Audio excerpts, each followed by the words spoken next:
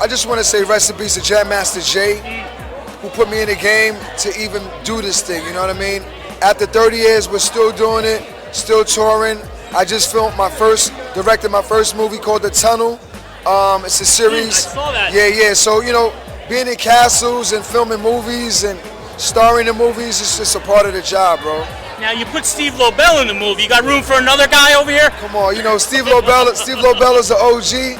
I knew Steve Lobel since, man, actually I got a book called The Story of Onyx, and Steve Lobel is in the book, so I knew Steve Lobel for a long time. Absolutely. I got to ask you, now coming from Queens in the 80s, okay, we got Run DMC, LL Cool J, we've got the New York Mets, we got John McEnroe, we've got the Supreme Team, we've got the Gambino family. It was the culture that was going on in Queens is like nothing else. What was it like being part of that world? Well, you know, I grew up in the 80s, you know, started in a barbershop, and I saw the Supreme Team, and I saw those guys, and, you know, New York just has a different culture. Yeah. You know, I've traveled the world, and there's no place like New York City. New York City, especially when I was coming up in the 80s, like you said, the Run DMCs, the LL Cool J's, they were shaping the world we live in right now. Without Run DMC, there's no Adidas. Without Run DMC, no Adidas, there's no Yeezys. You feel what I'm saying? Absolutely. So it's just, that's how it goes. Absolutely. One last question for you now. There's a grit from New York City that happened in the 80s and 90s. There's a grit that, unless you were here, you might not even know.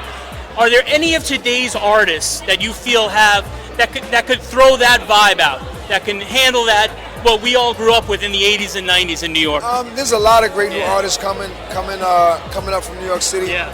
You got to keep your ears to the street, keep your eyes open, because they are out there. One artist in particular is an artist named Big Al. Okay. Big Al Harrison. He's actually starring in my movie The Tunnel. Yep. He's amazing. Reminds me of Nasty Nas a little bit. Okay. Yeah. Another one that we should definitely give the flowers to when talking about Queens. And tell me now, for people who might not know, The Tunnel is one of the legendary spots.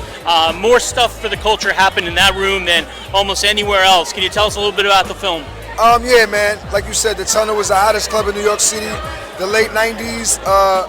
But my story is a little different because I'm talking about going to the club, not owning the club. So it's about these two kids from Long Island. They're trying to get to the tunnel, and they run into a whole bunch of crazy stuff, man. It's like an action comedy. PG-13, no cursing, no guns, no weed smoke. It's a family movie. Hopefully it will be out